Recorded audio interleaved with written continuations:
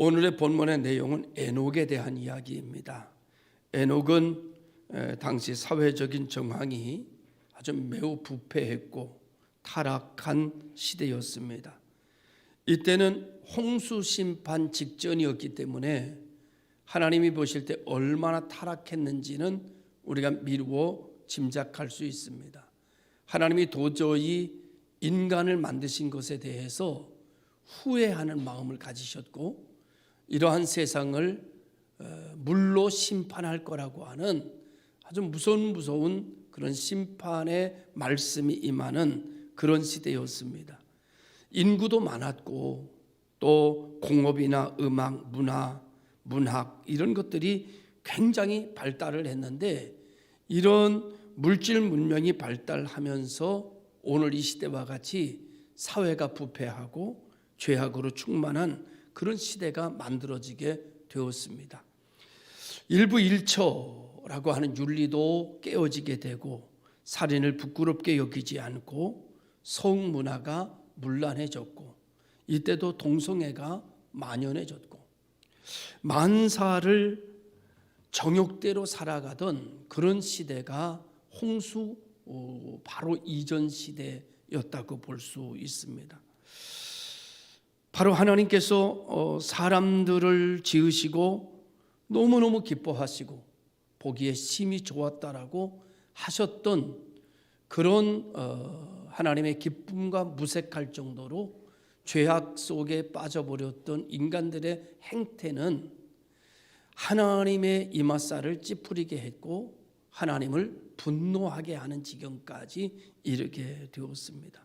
아마 오늘 이 시대가 문명과 여러 가지 그런 문화가 죄악 가운데 발달하는 그런 시대와 너무나 흡사한 그런 시대로 대비해 볼 수 있다고 생각을 하게 됩니다. 아까도 말씀드렸다시피 이들의 죄악의 충만함은 홍수로 물심판을 받기 전이었으니 우리가 미루어 짐작할 수 있는 것이죠. 이렇게 어지럽고 부패하고 다 한 가지로 치우쳐 의인은 없나니 하나도 없는 그런 시대 속에서 죄악이 만연해져 가고 죄악이 의로워지는 것 같은 시대 속에 살고 있는 그 시대 속에서 의를 위하여 산다는 것은 결코 쉬운 일이 아닐 것입니다. 아무도 교회를 안 나오는데 혼자 교회를 끝까지 나오는 것은 결코 쉬운 일이 아닙니다. 아무도 성경을 보지 않는데 끝까지 홀로 성경을 보는 것은 쉬운 일이 아닙니다. 아무도 주일날 예배당을 찾지 않는데 변함없이 나 혼자 예배당을 찾아 나와 조용히 하나님 앞에 예배하는 것은 결코 쉬운 일이 아닙니다. 사랑하는 성도 여러분, 어떻습니까? 오늘 이 만연한 시대 속에서 사대 사회 속의 흐름에 쫓아 좌로나 우로나 치우치는 시대가 아니라 내 신앙이 내 중심이 분명해서 나는 죽어도 살아도 나는 나 혼자라도 나는 하나님께 예배하면서 남은 인생을 살겠다고 일사각오하는 성도가 얼마나 될까라는 생각합니다. 죽으면 죽으리라, 죽으면 살리라라고 하는 그런 어떤 신앙 고백했던 한 여인처럼 오늘 우리가 이 시대를 살아가면서 우리도 죽으면 죽으리라, 죽으면 살리라고 하는 고백을 가지고 사는 그리스도인들이 얼마나 될까? 아니 그런 목회자들은 얼마나 될까라는 생각을 하지 않을 수 없는 그런 시대 속에 우리가 살아가고 있다고 볼 수 있습니다. 그런데 하나님의 말씀을 가지고 사는 사람이 생겼습니다. 하나님의 말씀을 나타내자 하나님께서 나타내 주신 계시의 말씀을 가지고 끝까지 자기의 인생을 살아갔던 에녹이라고 하는 사람의 이야기가 오늘 본문의 이야기입니다. 창세기 5장에는 아담에서 노아까지의 족보가 기록되어 있는데 족보들이 일정한 규범에 의거해서 많은 사람들이 이런 식으로 기록되어져 있습니다. 누가 몇 세에 나왔고 누가 몇 세에 죽었다. 누가 몇 세에 살다가 누구를 낳았으며 그는 몇 세에 죽었다라고 하는 기록이 다 되어 있는데 그런데 유독 에녹에 대해서만은 아주 특이하게 기록되어져 있는 것이 오늘 본문의 말씀입니다. 에녹에 대해서 이렇게 말씀합니다. 에녹은 65세에 무두셀라를 낳았고 무두셀라를 낳은 후 300년을 하나님과 동행하며 자녀를 낳았으며 그는 365세를 살았더라. 에녹은 하나님과 동행하더니 하나님이 그를 데려가심으로 세상에 있지 아니하였더라. 히브리서는 이 이야기를 가지고 에녹은 죽음을 보지 않고 하나님이 옮기셨다. 히브리서는 그렇게 해석을 달고 있습니다. 에녹은 하나님과 동행한 믿음의 사람이었다라고 하는 것을 강력하게 제시하면서 기록되어져 있는 것이죠. 이런 질문을 해봅니다. 에녹이 왜 하나님과 동행하며 살았을까? 그는 모태신앙이었을까? 그 가정은 신앙이 아주 신실한 가정이었을까? 아니면 그는 어렸을 때부터 성령을 받고 어렸을 때부터 하나님의 감동을 받은 사람인가?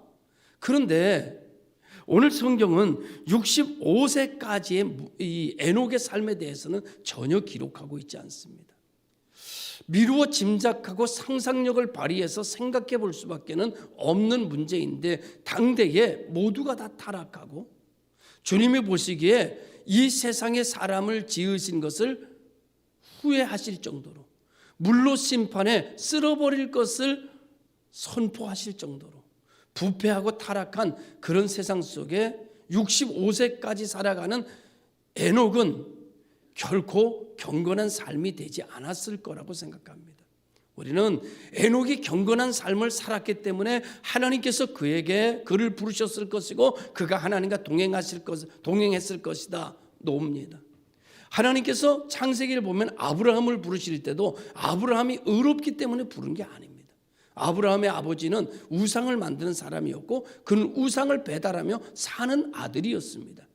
그런데 하나님께서 전적인 은혜로 아브라함에게 찾아오셨고 본토 친척 아비집을 떠나라 하셨을 때 그 하나님께서 하시는 말씀에 붙잡힌 아브라함이 하나님의 복을 받는 놀라운 역사가 일어나게 된 것이죠. 아브라함이 의로워서가 아니라 하나님의 은혜와 긍휼을 베풀었을 때 그 은혜와 긍휼을 받아들이고 아멘 하는 사람에게 하나님의 놀라운 축복의 대는 이어져 간다라고 하는 사실을 성경은 우리들에게 보여주고 있습니다. 아마 에녹도 그런 유의 사람이 아니었을까라고 생각합니다. 그래서 그가 65세까지는 자기 마음대로 죄악 가운데 살았을 텐데 하나님께서 에녹에게 나타나셔서 에녹에게 이 세상이 심판될 것에 대해서 예언하셨고 계시하셨습니다. 그래서 에녹은 65세에 결혼을 하게 되고 누구를 낳는가 하면은 그 유명한 이 세상에서 가장 오래 살았다고 하는 무두셀라를 낳습니다. 근데 그 무두셀라라고 하는 이름이 어떤 이름인가 하면 창의 사람, 창 던지는 사람이라고 하는 뜻을 지니고 있는 사람입니다. 고대에 창을 던지는 사람이 죽으면 그 성은 무너지게 되고 창을 던지는 사람이 지면 그 성은 심판을 받게 되어져 있었습니다. 그러니까 무두셀라라고 하는 이름을 아들에게 지어줬다는 것은 하나님께서 이 세상을 심판하실 거라고 하는 예언과 계시를 에녹에게 주셔서 에녹이 자기 아들 무두셀라에게 계시의 이름을 짓게 되었다는 겁니다. 하나님께서 에녹이라고 하는 사람에게 이 계시의 말씀을 주시자 이 에녹은 자기 아들을 하나님이 주신 계시의 말씀으로 이름을 짓고 하나님의 계시적 삶을 살아가기 시작한 거죠. 아들을 보면서 아들을 볼 때마다 계시의 이름으로 아들의 이름을 지었으니 아들을 볼 때마다 하나님을 생각하며 하나님을 잃어버리지 않기 위해서 하나님의 뜻과 하나님의 섭리 위에서 살기 위하여 아들을 무두셀라라고 짓고 항상 앞에 놓여있는 아들인 무두셀라를 볼 때마다 하나님의 심판이 온다. 하나님의 심판이 온다. 내가 이리로 가면 안 된다. 하나님의 심판이 온다. 내가 바르게 살아야 된다. 하나님을 기쁘시게 하며 살아야 된다. 하나님의 뜻을 몰랐으면 몰라도 하나님께서 내게 말씀하시지 않았으면 몰라도 하나님이 내게 말씀하셨으면 하나님이 내게 계시하셨으므로 나는 이제 죄악의 삶을 버리고 하나님의 계시를 따라 사는 사람으로 살아간다. 그래서 그는 그때마다 성경은 이렇게 말합니다. 에녹은 하나님이 주신 계시에 따라 하나님과 동행하기를 시작하였다. 65세부터 그는 하나님과 동행하는 삶을 몇 년 동안 사는가 하면 300년 동안 살아갑니다. 그래서 365세에 그는 인생에 마치게 되는데 죽음을 보지 않고 하나님께서 그를 데려가심으로 세상에 다시 있지 아니하였다. 이렇게 이야기하고 있습니다. 사랑하는 성도 여러분, 에녹은 하나님이 주신 계시를 믿었습니다. 그리고 자기 아들을 하나님의 계시를 잃어버리지 않도록 아들의 이름을 계시의 이름으로 지어버렸습니다. 오늘 우리들의 삶을 살아갈 때 우리가 은혜 받은 자로서 사방에 은혜가 생각나게 되고 하나님이 주신 은혜를 잃어버리지 않고 살 수 있는 흔적을 지니는 것만큼 귀한 일은 없습니다. 언제 어느 곳에서도 하나님을 기억하게 되고 나 정신을 번쩍 들게 하고 내가 잘못 생각하다가도 하나님께로 돌아갈 수 있는 그런 흔적을 내가 사는 삶의 지경에 전반적으로 나타내는 것, 이것은 지혜로운 에녹의 삶이었습니다. 에녹은 이렇게 함으로써 하나님의 계시를 떠나지 않았고 하나님의 계시를 믿고 하나님의 계시 안에서 계시의 삶을 살아감으로 말미암아 세상에 타협하지 아니하고 세상에 빠지지 않고 세상이 더럽고 홍수 심판을 맞을 때에도 에녹만큼은 계시 위에 서 있었고 계시 인도함을 받는 사람이었습니다. 하나님께서 그를 죽음을 보지 않는 축복으로 그에게 보상하셨다. 이렇게 볼 수 있는 거죠. 에녹이 하나님과 동행할 수 있었던 것은 에녹이 의로웠기 때문이 아니라 하나님께서 그를 찾아오시고 그에게 심판에 대한 계시를 하셨을 때 하나님의 계시를 붙잡는 사람이 되었고 하나님의 계시를 따라 사는 사람이 되었다는 거죠. 하나님께서 오늘 우리들에게 얼마나 많은 계시를 주셨는데 오늘 우리는 계시를 붙잡기보다는 세상의 쾌락과 세상의 유흥과 세상의 만족과 세상의 부귀영화를 붙잡고 오늘 하나님의 계시적 삶을 잠시 미뤄두는 삶을 살아가는 사람들이 얼마나 많이 있을까라는 생각을 해보게 되는 것이죠. 오늘 본문에서 아주 중요한 구절 두 개가 있는데 그것은 하나님과 동행하며 하나님과 동행하더니 였습니다. 그저는 우리가 기억해야 될 것이 있습니다. 그것은 하나님의 계시가 있었기 때문에 가능한 겁니다. 오늘 우리가 이렇게 예배 와서 드리는 이 예배가 내가 오늘 여러 가지 바쁘고 여러 가지 힘들고 내가 여러 가지 손해를 보면서 내가 주일날 가서 예배 드렸다. 대단합니다. 그러나 그보다 더 대단한 것은 하나님의 계시가 당신에게 있었기 때문에 이 예배를 드리는 겁니다. 하나님의 계시가 없었으면 오늘 우리는 이 자리에 올 수가 없는 거예요. 억지로 오든 기어오든 병들어오든 어떻든지 간에 내가 하나님 앞에 예배 드릴 수 있는 이 시간에 예배를 드리는 것은 하나님의 은혜가 있었기 때문입니다. 하나님의 계시적 삶이 내게 있었기 때문에 얼마나 내가 예배 드리는 게 대단한 게 아니라 하나님이 나에게 은혜를 베푸신 것이 대단한 거예요. 내가 세상의 그 모든 유혹과 세상의 그 모든 부귀영화와 세상에 편안하고 싶어하는 육신의 삶을 절제하고 하나님 앞에 올 수 있을 정도로 하나님이 나를 은혜를 베풀어 주신 거예요. 여러 가지 어려운 일들이 많이 있음에도 불구하고 목사의 삶을 끝까지 살아간다는 것은 목사의 삶을 끝까지 사는 게 대단한 것이 아니라 끝까지 살 수 있도록 나를 사랑하신 그 사랑이 대단한. 그러므로 우리는 무슨 말 하리요? 우리는 첫째도 은혜요, 둘째도 은혜요, 셋째도 하나님의 은혜라고 밖에는 다른 이야기를 할 수 없는 사람입니다. 그래서 우리들을 일컬어 이렇게 예배에 나와 예배드리고 하나님의 말씀을 듣고 하나님의 일에 하나님의 향기가 되는 사람을 일컬어 이렇게 성경은 말합니다. 은혜 받은 사람. 예배드리는 사람들 은혜 받을 사람이라고 말하지 않고 예배드리는 사람들을 향해서 성경은 은혜 받은 사람이요 라고 말합니다. 오늘 우리는 은혜 받은 사람. 에녹이 대단한 것이 아니라 에녹에게 찾아온 계시가 대단한 거예요. 계시가 하나님의 계시가 에녹에게 있었기 때문에 에녹은 죄를 이길 수 있는 결단을 할 수 있었고 죄에게 빠지지 않는 감동을 가질 수 있었고, 자로나 우로나 치우치지 않을 수 있었고, 계시가 있었기 때문에 중심을 잡고 살 수 있는 사람이 될 수 있었던 거예요. 오늘 우리가 이 악한 시대에, 코로나 만연한 시대에 우리가 하나님 앞에 예배를 드리면서 하나님의 말씀으로 중심을 잡고 살 수 있었던 것은 내가 오늘 나와서 예배 드리기 때문이 아니라 하나님이 예배 드릴 수 있는 은혜를 내게 계시를 주셨기 때문에 내가 오늘 시간 중심을 잡고 살아갈 수 있는 거예요. 쭉정이는 밖으로 바람이 불면 사방으로 흩어지지만 아무리 바람이 불어도 알곡은 희한하게 안 움직여지더라고요. 저는요, 이 농사꾼의 아들이기 때문에 이 농사에 대해서 잘 압니다. 이 쌀 있잖아요. 그 쌀로 만들기 전에를 벼라고 그래, 벼씨. 벼씨가 아주 작습니다. 쌀알이니까 얼마나 작아요.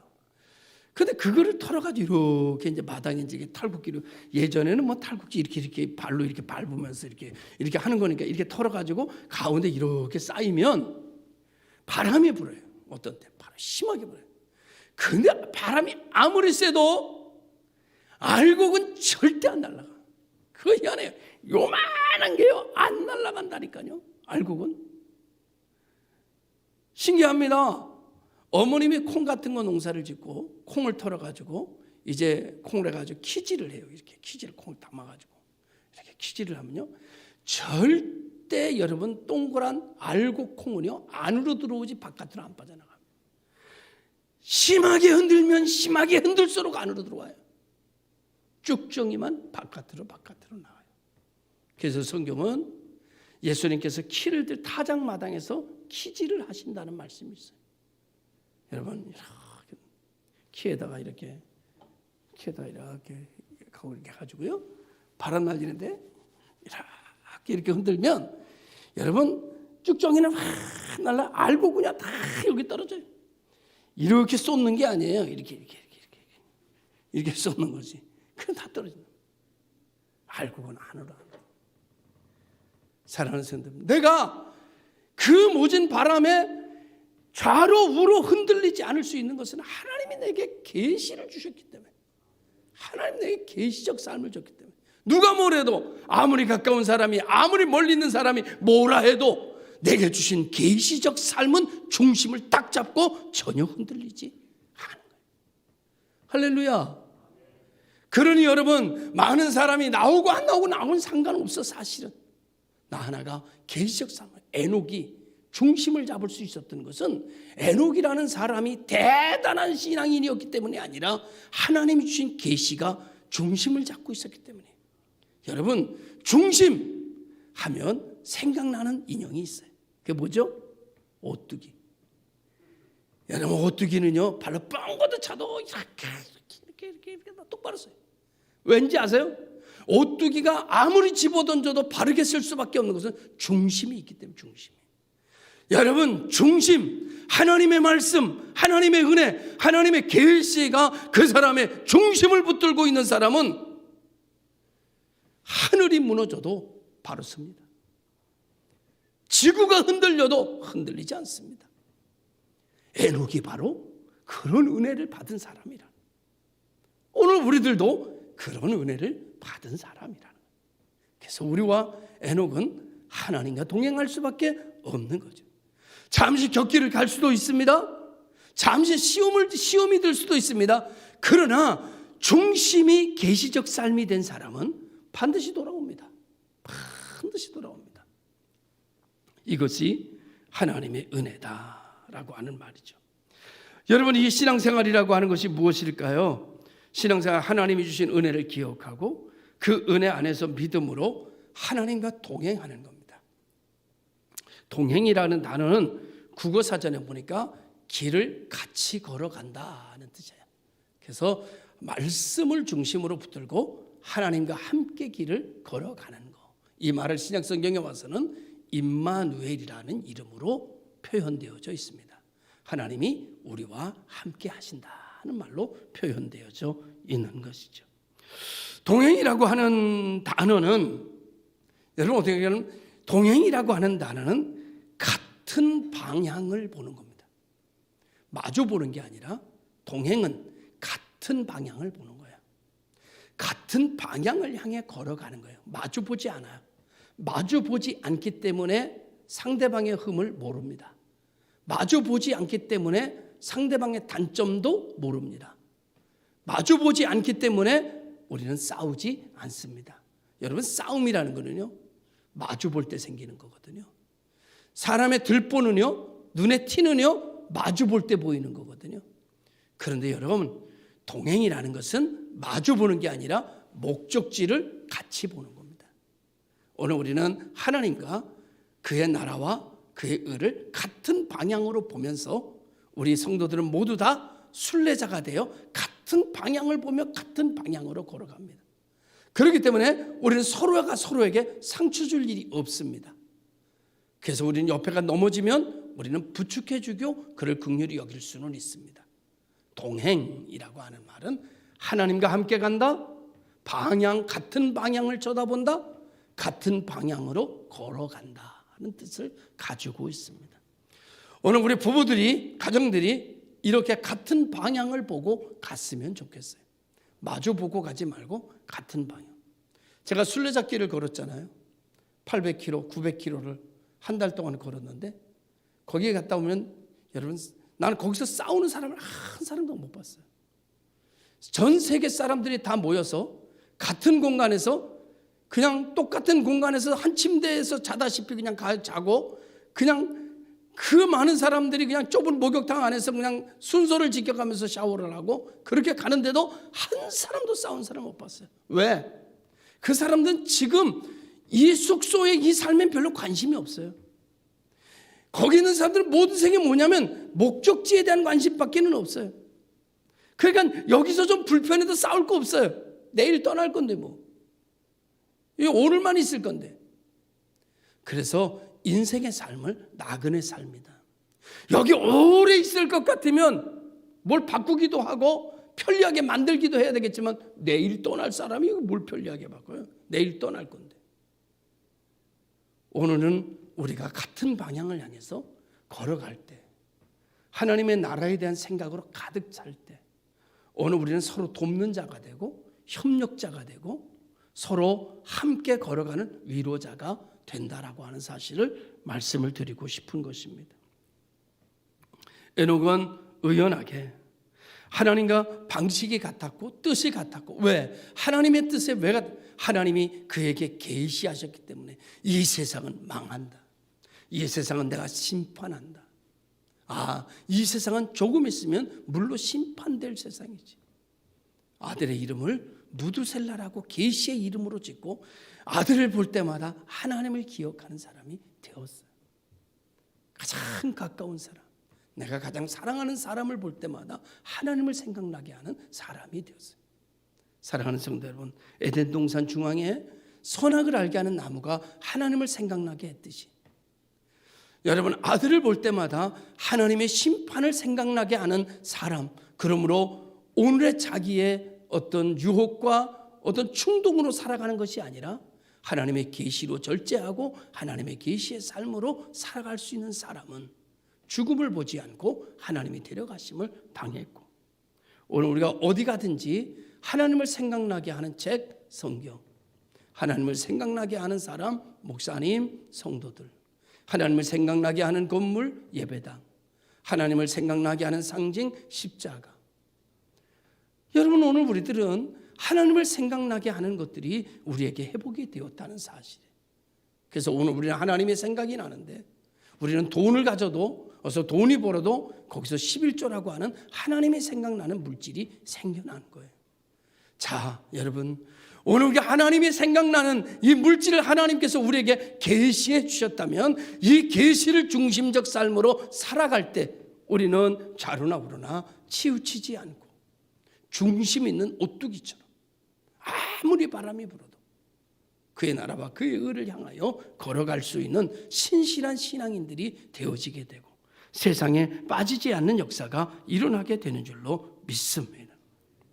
자, 이제 우리는 여러분 에녹이 하나님을 기쁘시게 하는 자라 일컬음을 얻었다고 그랬습니다. 히브리서 보면 하나님을 기쁘시게 해요. 왜요? 그는 하나님의 은혜를 받은 자였기에, 하나님의 계시가 그를 움직이는 사람이었기 때문에, 그 중심이 있는 사람이었기 때문에 그는 사람을 기쁘게 하는 사람으로 사는 게 아니라 하나님을 기쁘시게 하는 사람으로 살 수 있었던 것은 계시가 그의 중심을 지배하고 있었기 때문에, 하나님의 은혜가 그 중심을 다스리고 있었기 때문에 하나님에 대한 신앙이 우쑥우쑥 자라나기를 시작하게 되고 많은 열매를 맺게 되는 역사가 일어나게 된 것입니다. 아브라함은 우상을 배달하는 청년이었지만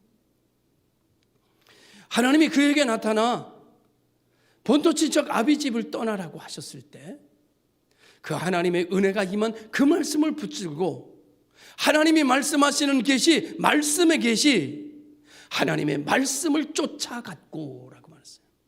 그러나 하나님의 말씀을 쫓아감으로 말이야, 하나님의 말씀을 붙들고 하나님의 말씀을 쫓아감으로 말미암아 그는 믿음의 조상이 되었습니다. 에녹은 이 세상은 멸망한다, 이런 죄악 가운데 타락한 이 죄가 광연한 이 세상을 가만둘 수 없다라고 하는 하나님의 계시의 말씀을 듣고 자기 아들을 무두셀라라고 하는 이름으로 짓고 하나님의 계시의 이끌림을 받았던 에녹은 죽음을 보지 않고 하나님을 기쁘시게 하며 살 수 있었고, 말씀이 육신이 돼서 우리 가운데 거하신 예수 그리스도, 내 뜻대로 하지 마시고 아버지 뜻대로 해주세요라고 말했던 말씀의 계시, 육신이 된 계시 예수 그리스도는 만민의 구주가 되실 수 있었고, 그를 믿고 의지함으로 하나님의 자녀가 된 우리들은 이제 우리는 하나님의 자녀의 권세로 세상을 살아갈 수 있게 되었습니다. 육신적인 삶을 위하여 거기다 목표를 두고 살아간다면 하나님의 자녀된 계시의 삶을 사는 것이 결코 쉽지 않을 것입니다. 그러나 하나님의 계시를 받은 우리가 하나님을 기쁘시게 하는 것이 무엇일까라고 생각하면서 계시적 삶을 산다면 우리는 육신을 따라 삶이 아니라 영을 따라가는 삶이 되어지게 될 것이고, 육신의 삶은 사망이요 영의 생각은 생명과 평안의 역사가 일어나게 되는 줄로 믿습니다. 이것이 로마서에 우리에게 말씀하고 계시는 거거든요. 이제 여러분, 하나님의 말씀을 쫓아갔고 하나님의 말씀을 듣고 들 것을 들고 일어났고 하나님의 말씀을 따라 실로암 못에 가서 눈을 씻었더니 보게 되는 것처럼 오늘 이 힘든 세상, 하나님이 우리에게 주신 이 계시의 은혜를 중심으로 우리가 따라 살아감으로 말미암아 그리스도의 향기, 계시적 삶의 선포, 그리고 계시적 삶의 적용이 이루어져서 무두셀라를 적어놓고 무두셀라를 지어놓고 그것을 적용하며 살았던 에녹처럼 오늘 우리도 우리의 계시이신 예수 그리스도를 가슴에 새기고 예수 그리스도를 적용하면서 살아갈 때 우리의 삶 속에 그리스도의 향기가 나는 역사가 이루어질 줄로 믿습니다. 기도하겠습니다. 참 좋으신 아버지 하나님,